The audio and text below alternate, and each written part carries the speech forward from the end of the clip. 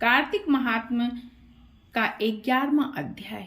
कार्तिक कथा सुनने के लिए चैनल पे नए हैं तो चैनल को फटाफट सब्सक्राइब करें, कथा को लाइक करें, शेयर करें और पुण्य कमाएं।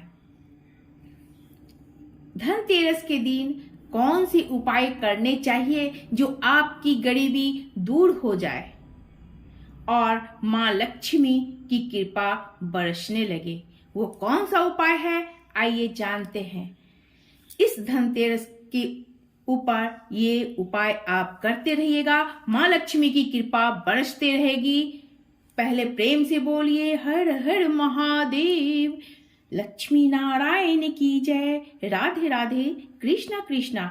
नारद जी बोले, इंद्र आदि देवता दैत्यों को फिर आता देख भयभीत हो विष्णु भगवान की स्तुति करने लगे। कच्छ मच्छ आदि रूप धारण कर भक्तों के दुखों को दूर करने वाले ब्रह्मा विष्णु शिव आदि रूप में जगत की उत्पत्ति करने वाले तथा गदा शंख पद्म और खड्ग धारण करने वाले आपके लिए हमारा नमस्कार है। हे असुर निकंदन, गरुड़ नायक पीताम्बरधारी,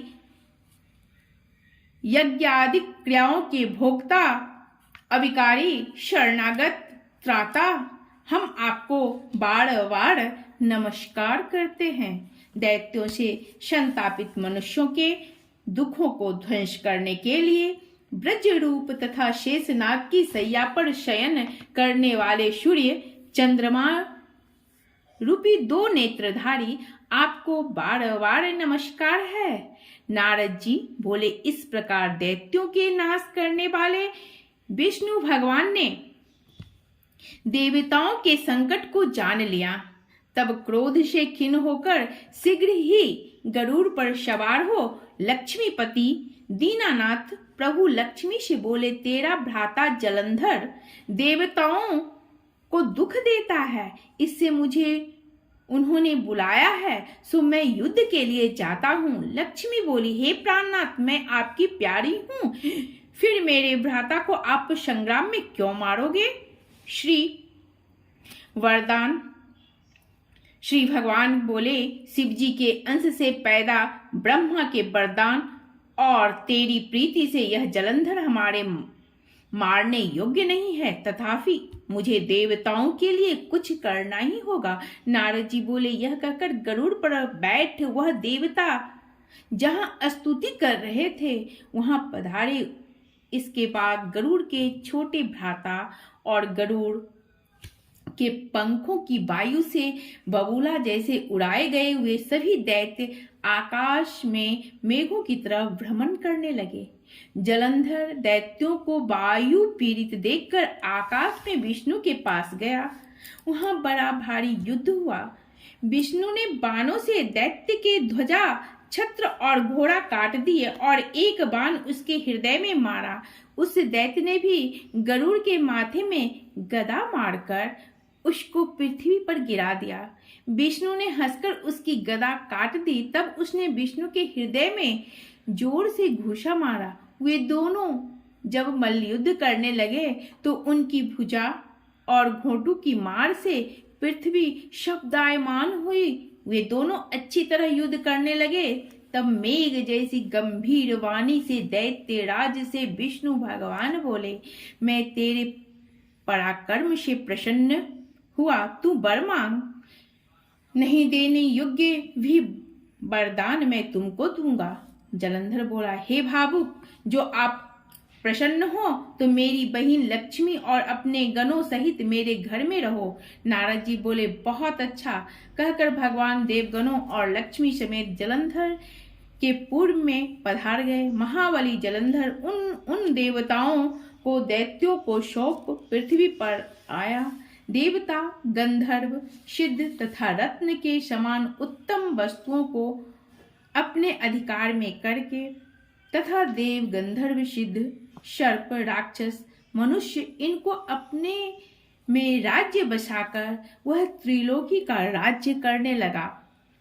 वह पिता तुल्य धर्म पूर्वक अपनी प्रजा का पालन करता था। मैं एक समय उसके राज्य का वैभव सुनकर उसे देखने तथा वहां रह रहे भगवान के दर्शन हेतु उसकी राजधानी जा पहुंचा। धनतेरस के दिन वो कौन सा उपाय करें कि आपके घर में लक्ष्मी माँ प्रसन्न रहेंगी और गरीबी दूर करेंगी। धनतेरस पर सोना, चांदी, पीतल, तांबा का बर्तन खरीदना चाहिए। धनिया, झाड़ू, गोमती चक्र और कमलगट्टा की माला अवश्य खरीदें और माँ लक्ष्मी को प्रसन्न करें। गरीबी दूर भगाने का सबसे बड़ा उपाय ये 3 उपाय है।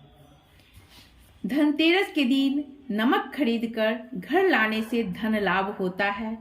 घर में माँ लक्ष्मी की कृपा बनी रहती है। नमक को भोजन में इस्तेमाल करें। ऐसा करने से माता लक्ष्मी प्रसन्न होती है। शास्त्र के अनुसार नमक वाले पानी से पूरे घर पोछा लगाया जाए तो दुख, गरीबी सब कुछ दूर होगी और माँ लक्ष्मी प्रसन्न होंगी। दूसरा उपाय, इस नमक के घर के उत्तर और पूर्व दिशा में कोने में एक शीशे की कटोरी में थोड़ा सा ले लें और उस कटोरी में नमक डालकर रख देने से आर्थिक स्थिति बेहतर होने लगती है धीरे धीरे। तीसरा उपाय, यदि आपकी शादीशुदा जिंदगी में कोई अनबन चल रही है या किसी प्रकार का तनाव है तो रात में अपने कमरे में किसी कोने में थोड़ा सा सेंधा या सफेद नमक रख दें। इससे सारे लड़ाई झगड़े कम हो जाएंगे और आपके बीच आपसी प्यार और स्नेह बढ़ेगा। प्रेम से बोले हर हर महादेव।